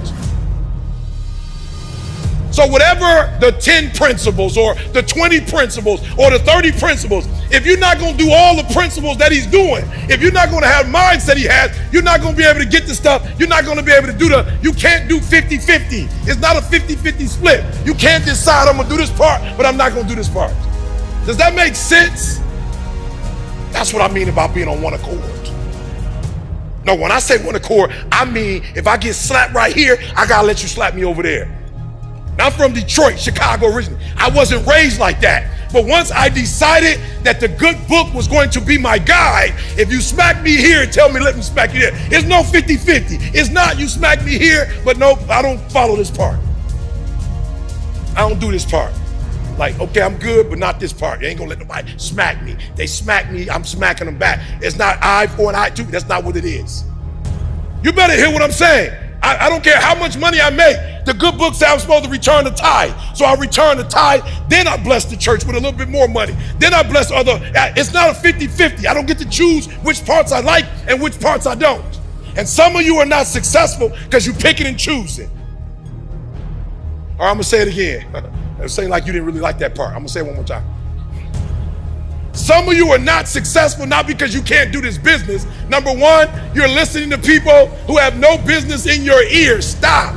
It works. It works. High school dropout. America, it works if you work it. You can have and be and do whatever you want. I told you, I got a coach. I had to pay to learn how to listen. Okay, you missed that one. That's a bonus.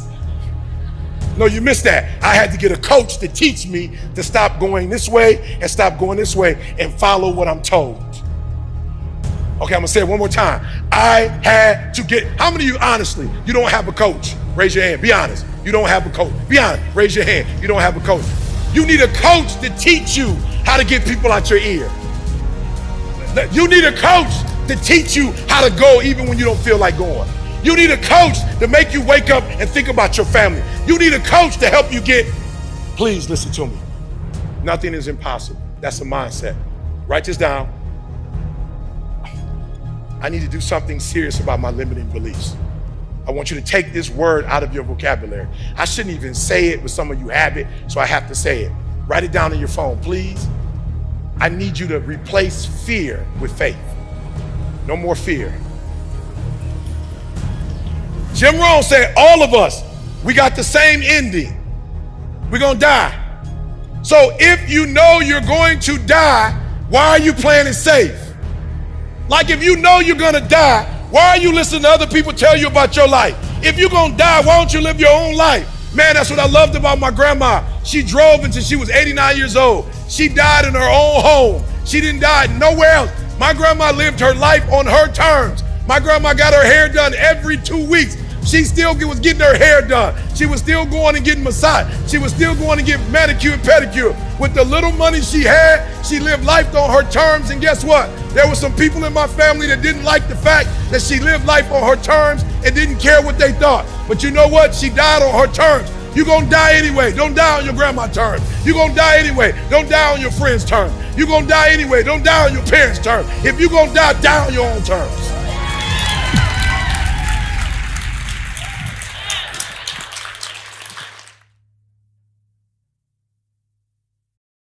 The second one, I put that down, the F, friends.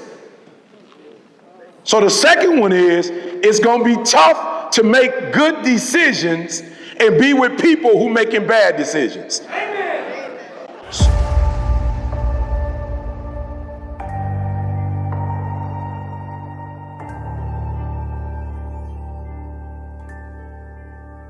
I got a friend who at 40 years old, he's probably got 4% body fat. He played high school football, he played college football, was supposed to go to the pros.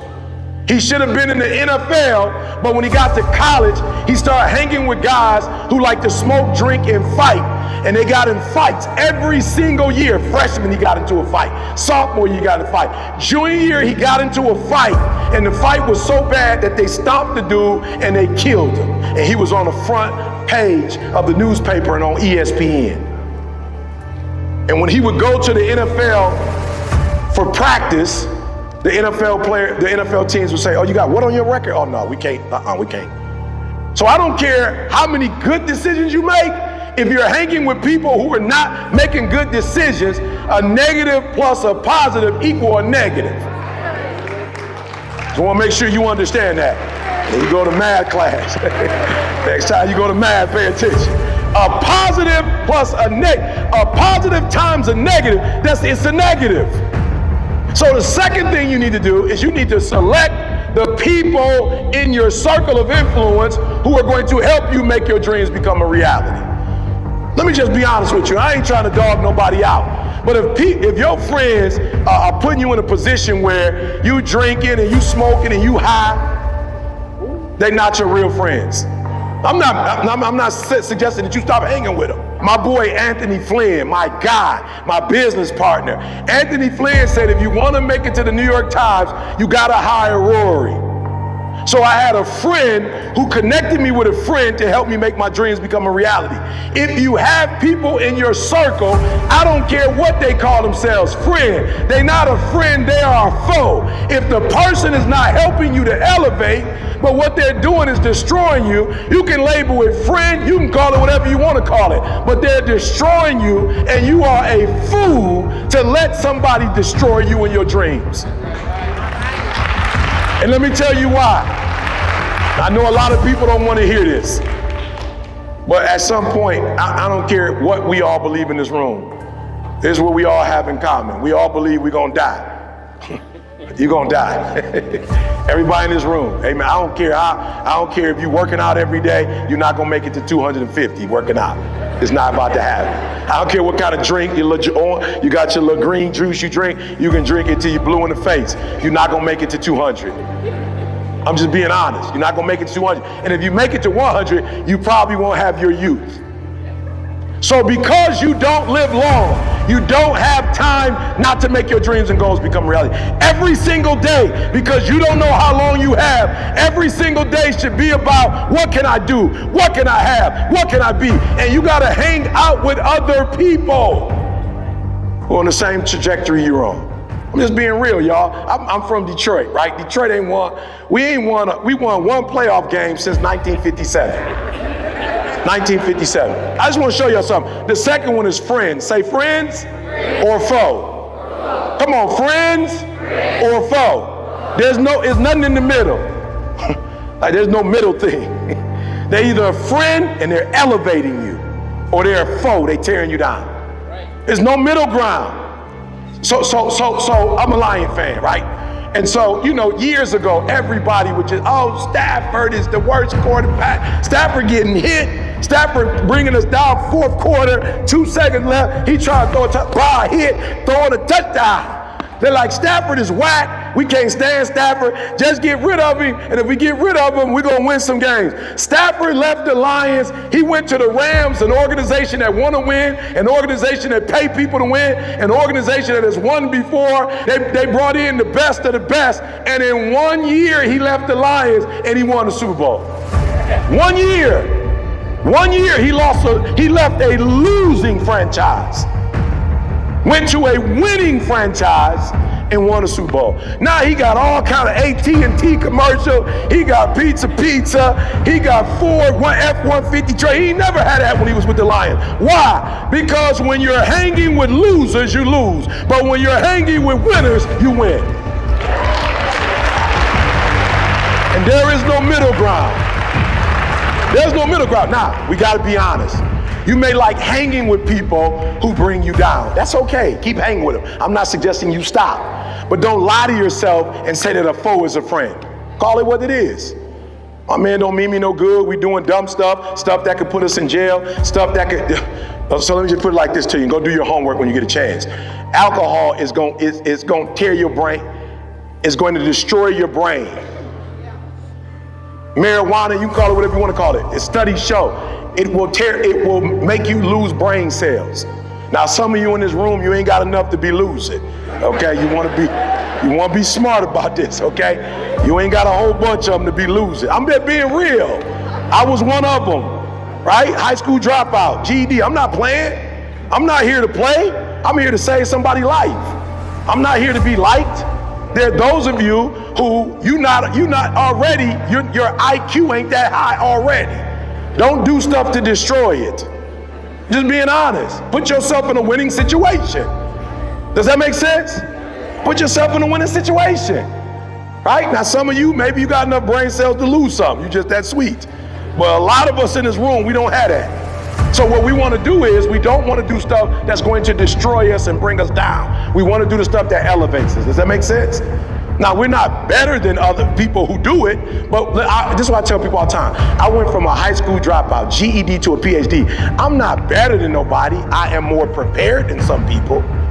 I made different decisions than some people. It doesn't mean my character is better. It don't mean I'm gonna be in heaven.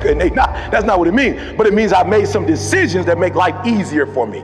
Let me tell you something. I'm a high school dropout. I hate school. Getting a PhD has opened up doors for me that weren't open when I was a high school dropout. It was just a decision that I made. Does that make sense? When you say you got a PhD, it's just certain things you don't have to say. I don't have to negotiate no more. When I was like high school dropout, I had to negotiate. When I had a 4-year degree, I had to negotiate. When you get a PhD, you have to negotiate. When you're a New York Times bestseller, you don't negotiate. You say, this is what my price is. They either take it or they leave it. I'm not negotiating. The university didn't negotiate how much I had to pay for my PhD. There was no negotiating. We didn't negotiate it. It said, this is how much it cost. The dissertation, there was no negotiating with the dissertation. There was no negotiating. So I didn't get to negotiate. So now I've earned the right to charge you what I'm charging. You either pay it or you don't. You don't add stuff. When you make good decisions, you make other people make good decisions when they deal with you. When you make bad decisions, people can make bad decisions on you. Does that make sense? Okay, so just let me be honest. This is what I mean. You go to jail, you made some bad decisions. If they decide they don't want to feed you, they don't have to feed you and can't let nobody do about it. If they decide they want to put you in isolation, they can put you in isolation and your mama can't do nothing about it. You made a decision that was a bad decision, and now other people get to treat you badly because you treat yourself badly. I'm just being real with you. That's what happens. I need you to be clear. When you don't take care of yourself, you teach other people how or not to take care of you. So when you take care of yourself and you make good decisions, you surround yourself with people now who see you are a good decision maker and they treat you differently. And let me tell you what happens 90% of the time when I walk away and they say, no, this is how it's gonna be, and I walk away, I usually get a call 24 hours later. Mr. Thomas, about the picture taking, it's just, we've thought it through and it's not necessary. You just speak. Does that make sense? Does that make sense? All right, so number 2, we're gonna choose our friends wisely. We're gonna do what? Now listen to me, I'm gonna say a name. Raise your hand if you ever heard of it before. Usain Bolt. You ever heard that name before? Good. What team does he run for? Jamaica. Let me say this to you guys, and I mean this with all my heart. I grew up, I'm a 70s kid. I grew up in the 80s watching FloJo, Carl Lewis, Michael Johnson. Can I be honest with y'all? You couldn't beat the U.S. Olympic team. You couldn't beat us. This guy named Usain Bolt came out of nowhere. He started beating our best players. He beat our best runners, y'all. He was winning the gold. He was so sweet. He would beat them and be looking at him while he was running. He like, nah. They couldn't do nothing. But guess what? There were some other people in Jamaica, be careful who you hang with. There were some other people in Jamaica, some men who started training with Usain Bolt. And then all of a sudden, Usain Bolt beat us. Then all of a sudden, the 4x4 relay, now they beating us. And then I guess the women found out what they were doing, and the women started practicing with him. And in the last Olympics, the women's team won gold, silver, and bronze. Our best runner, they blew her out the water. Why? Because they all started training with him. Be careful who you train with. You train with a gold medalist, you become a gold medalist. You train with silver, you become silver. You train with bronze, you become bronze. You start training with people who do not qualify, you no longer qualify. I made a decision to get the New York Times, and I got with a friend who connected me with somebody who had already got 3 books that were New York Times bestseller and helped 5, 6 other people get it. And so when I joined, it was easy for me to do it because I started hanging with people who did it. If you're a high school, you're struggling in school, you probably need to start running with A students. Go and get your little lunch money and start paying for them to eat. Start putting your little money to the side. Be like, look, let's study, food on me. All the pizza y'all want, I got it. Drinks, everything on me. Dessert on me. And you start studying with gold medal studiers and watch you become one. I went from a high school dropout, homeless. I failed English twice in college. And I'm not talking about the 300 level, the 101. I failed a 101 twice. They felt so bad for me, I didn't even have to take it the 3rd time. I just clept it and got it. They were like, don't even worry about taking it again. They're gonna take a test and see if you can pass. But I just wrote a New York, why? Because I started hanging with. Good, A, you can see the A, write the A down. The A is be your authentic self. You owe you to make great decisions. You owe you to choose your friends wisely. You owe you to pick people who going somewhere with their life. You owe you. You owe you. I picked Dee Dee when I was 16 years old in church. I started dating Dee Dee because she was doing something with her life. And she got on my last nerves, but she forced me to go get my GED. I will never forget, Dee Dee called me to her house. She said, my mom is gone. Can you come over? I was like, no doubt. No doubt. You know what I'm saying? What? Got on my bike, you know what I'm saying? 3-mile ride. I was just riding over. Her mom is gone. Her mom is gone. She invited me over. Wow, finally. Her mom is gone. Her mom is gone. Finally, after all these months, it's on and popping. I get to the house and she comes outside. I'm like, oh, what you coming out for? I thought you said your mom was gone. She says she is, but we need to talk first. I was like, talk about what? She's like, I gotta ask you a question first. And I was like, all right, what you gotta ask me? Hurry up. She says, do you love me? I said, love you? Yeah. Yeah, I love you. She was like, no, do you love me, love me? I said, yeah, I love you, love you. She said, all right, I want to show you something. I was like, yes. So she pulled a piece of paper out of her back pocket. I said, what? It was an acceptance letter to college.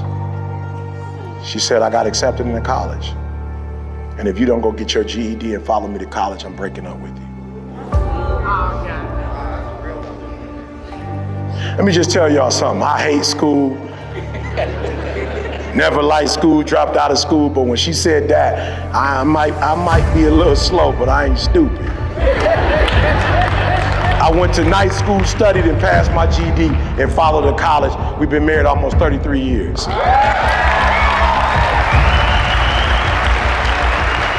Listen to me very closely. Do me a huge favor. Stop picking cheerleaders for your friends and pick coaches.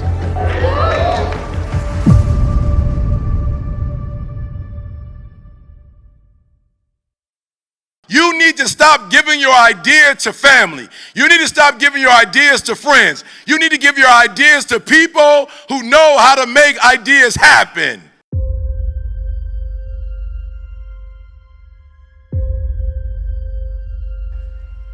I'm gonna say that one more time because you missed that one. Y'all should have got excited about that one.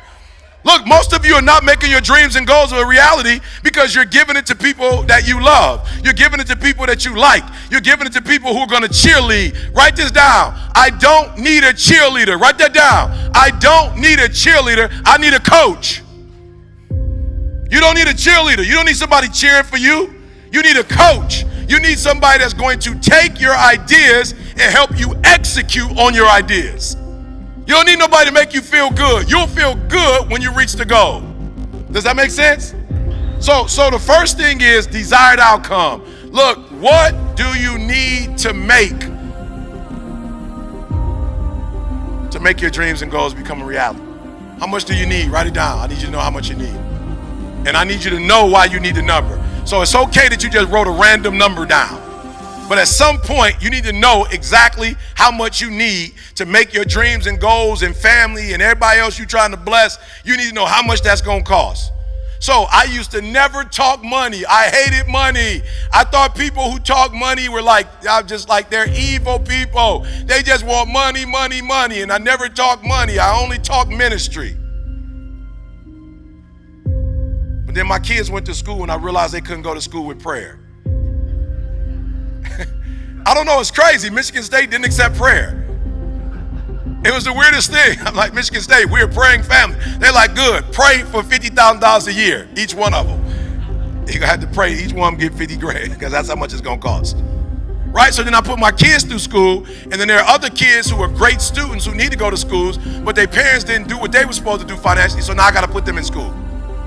So now there's 20 kids last year I took to the Super Bowl. It cost me $200,000 to take all those kids to the Super Bowl. I put them in the best hotel in San Diego. I took them on the bus back and forth to LA every day. I took them to the Super Bowl experience, 200 grand. Now it's another group, I'm taking the same kids to Dubai. It's gonna cost me another 200 grand. I said, God, I'm sorry, I need to be a billionaire.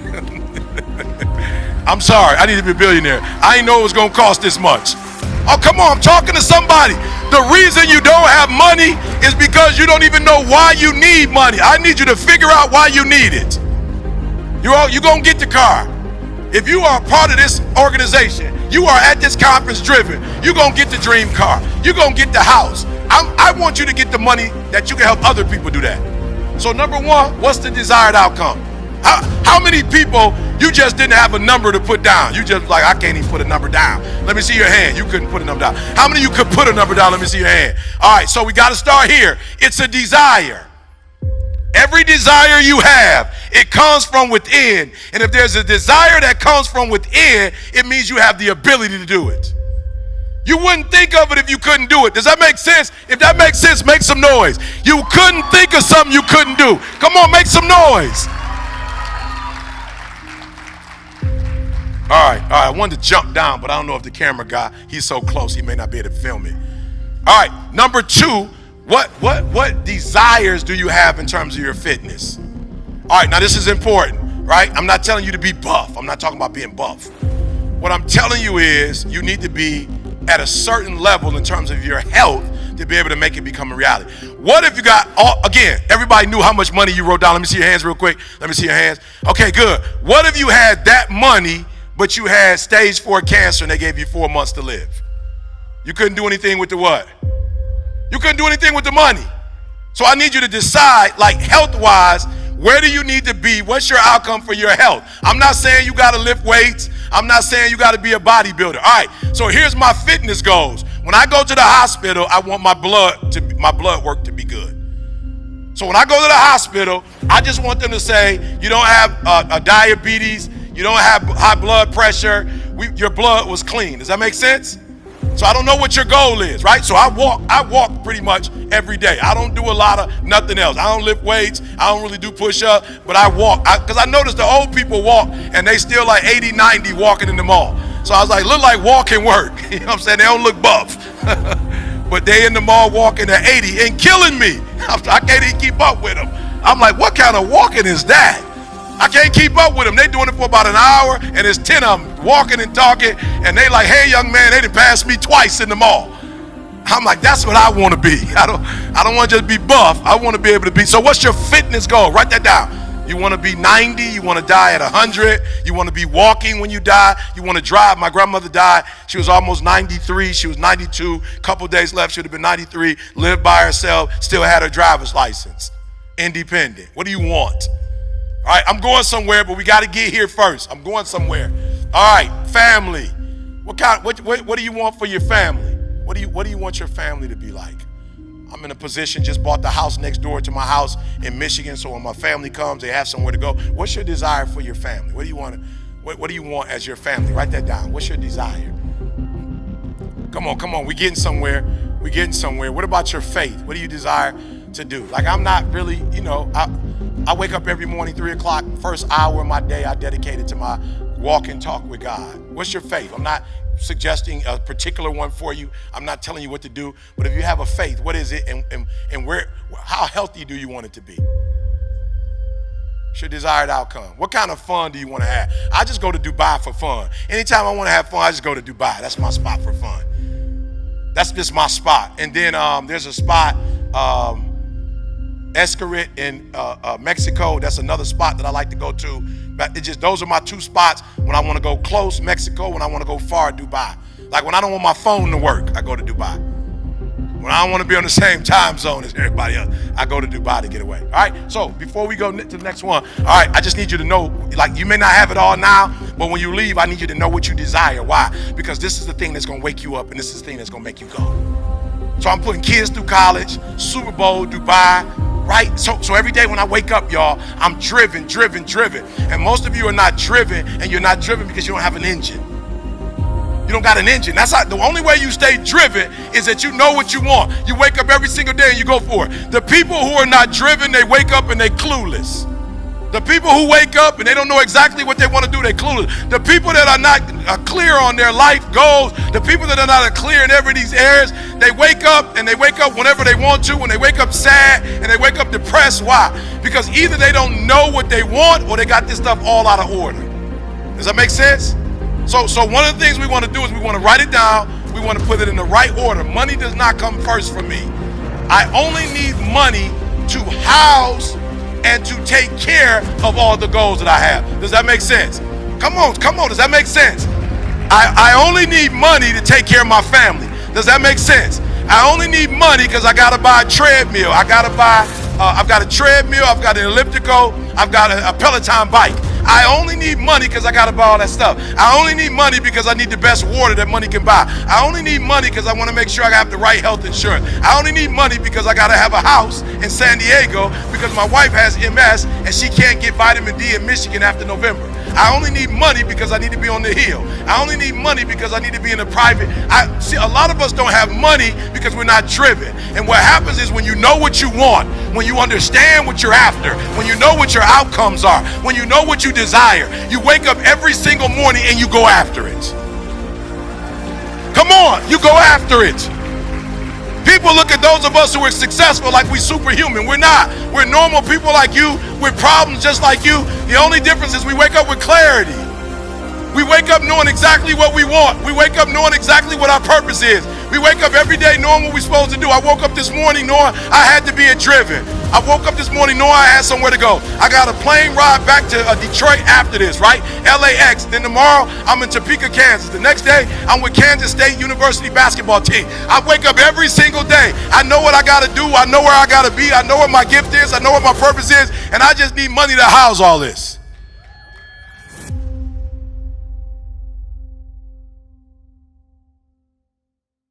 We can go fast alone, but we can go further together.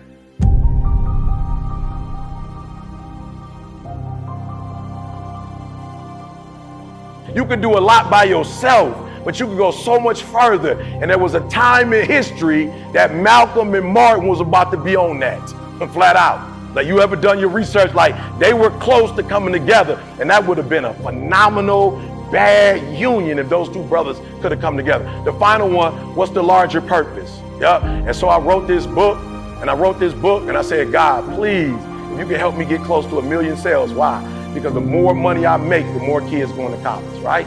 And Candace is here. She's in the back. She used to work, was one of my students when I was at Michigan State grad assistants. And she went to college, east side of Detroit. She went to college because of Bill Gates. She came on the Bill Gates Millennium Scholarship and the Steve Smith Scholarship. Again, she was at Michigan State. And I remember saying to myself, like, yo, that's crazy. Bill Gates ain't even been to Detroit. Like, my man ain't from the west side, he ain't from the south side. You know what I'm saying? Like, he ain't from the east side, I'm from Chicago. He ain't never been to the south or the west. But my man has made a decision, and he's done so well for himself that he paying for any kid. I was like, God, I love my man to life, but ain't no way he should be able to do what I should be doing for my community. So bless me, every business I touch, let it blow up so I can be a blessing to my people.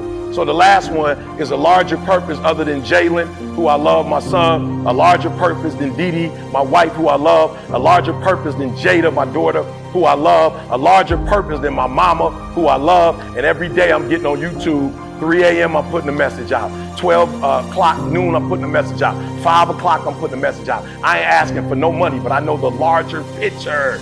You got cats like Meek said, E, when I was in jail, I was listening to your stuff.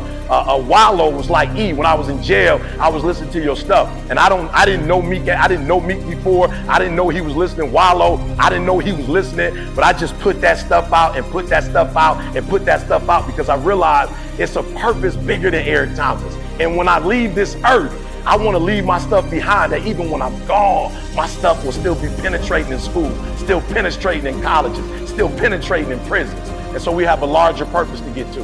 Now listen to me before we get out of here. You can't guarantee the outcomes, but you can guarantee the amount of soul you put in something. All right? I tell people all the time, I promise you I'm not the best. I'm a high school dropout. I got a crazy start. But everything I put my hand in, I put soul into it. Everything I do it. Something said, whatever your hand find to do, do with all your might. Whatever your hand find to do with all your might. And if you are faithful over few, I'll make you rule over many. I read something that said, find a man that's diligent at his work, and he shall stand before kings and queens and not mean men. That thing is real. All right, let's go to the last one. I'm gonna let y'all get out of here. All right, take ownership. 5 steps to taking ownership. All right, and I wish my young folks was here because I'm sure many of you in the room, you way beyond this. But again, that's who they told me I was going to be talking to, so take this back to them. Number 1, let's let our young people know we got to stop playing the blame game.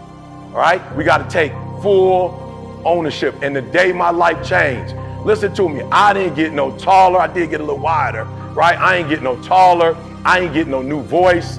Like, I didn't get a new set of parents. Like, you know, my life didn't start all over again in a new city. Like, I didn't get no new resources. Matter of fact, me and CJ, we started this thing in 2006. We have never had a sponsor, y'all. Like, Nike ain't never ran up on us and was like, yo, we see all the work you doing in the hood. We gonna bless you. Under Armour ain't never come to us. We ain't never had a water company. We ain't had nobody. But we took ownership of, yo, we about to go buy the best camera we could buy. We about to get the best mic we can buy. We about to get whatever software, editing software we could get, and we putting videos up every single day. Listen to me, I'm talking about McDonald's ain't hit us up, Five Guys ain't hit us up, and we never played the blame game. We never was like, yo, cats be coming to us, E, bro, I'll be listening to your stuff. I made $10 million last year because of you. I ain't never go, bro, you made 10, can you bless? I ain't never asked nobody for nothing. We took full ownership. We said, boom, we got Twitter. Boom, we got Instagram. Boom, we got TikTok. Boom, we got YouTube. Listen to me, when I took those kids to the Super Bowl, I didn't call nobody that I know and say, hey, bro, can you give us $5, $10? When we wrote the book, we ain't called nobody. We took full ownership. We said the Lord has blessed us to be in a time where it's not slavery. We have opportunities in this country, and we're going to wake up every single day and we're going to grind. I want y'all to tell the young people they got an opportunity of a lifetime, but it does not matter if you don't take full ownership. I'm talking about all of it. I don't want nothing from my father. I don't want nothing from my mom. As a matter of fact, I bless my mom, and in the summer, she stay in California, Florida. I don't need nothing from my mom. I don't need an apology from my father. I don't need nothing. I'm taking full ownership. But the day I was when I was homeless and I was living in an abandoned building, I was blaming folk. Oh, the Detroit public school system. Oh, the police officer. Why my man pulled me and my boy over at 3 o'clock in the morning and take us to jail? Why? How he know we had a stolen car? How my man know my boy had bricks? They prejudice. God was like, ain't nobody prejudiced, son. Here's the deal. Your mama don't know the police officer. The police officer don't know the counselor that kicked you out of school. Don't nobody know nobody but one person. That's Eric Thomas. And I was like, yep, got to take full ownership, make excellence an expectation. So now what I do, again, all my stuff is free. 90% of the stuff that I do is free. The only way I make my money is a couple corporations call me from time to time, right, and they pay me, right? So what did I do? I noticed Jackie Robinson. I'm like, man, how did he get into the league as the only black? Excellence. Man, how Martin Luther King get in front of the world? Excellence. Man, how Rosa Parks? Excellence. And I start realizing, like, yo, you can get beyond racism. You can get beyond having ADHD. You can get beyond having some academic challenges. Yo, you can get beyond your daddy in your life. You can get beyond your grandma had 14 kids on the south side of Chicago. You object poverty. Like, you can get past a lot of stuff if you operate at excellence. Like, you can get a lot of people to notice you when you excellent. CJ, you got to help me with this. How much was our first gig, C, when we first started doing the school district? How much did they pay us? $100 out the vending machine. Excellence at everything we do. What they paying me now an hour to speak, see? We was getting $100 from the vending machine. We never quit, we never gave up, we never said like, yo, as a matter of fact, the when you want to succeed as bad as you want to breathe speech was already out and I couldn't get an opportunity. One of the best speeches ever done, I couldn't get opportunity. I didn't cry, I didn't say woe is me. I just was like, yo, see, we ain't doing something. We gotta go harder, we gotta go faster, we gotta go stronger, we gotta put out more content, we gotta get to a spirit of excellence. So tell these young people they got an opportunity of a lifetime. Don't touch it with average, because we ain't average. Don't touch it with good, because we ain't good. That ain't in our DNA. Martin Luther King wasn't, Frederick wasn't, Nat Turner wasn't, Sojourner wasn't, Booker T wasn't, Du Bois wasn't. None of them were average. Fannie Lou Hamer, none of them were average. None of the Medgar Evers, none of them were average. They were all great. And because of their greatness, we all get to sit here. We're all on their shoulders because they were great. Tell these young people, don't touch it if you're gonna be average. Get out the league if you're gonna be good. Only show up great, because when great and excellent is the expectation, we're able to do something for our people that can never be done.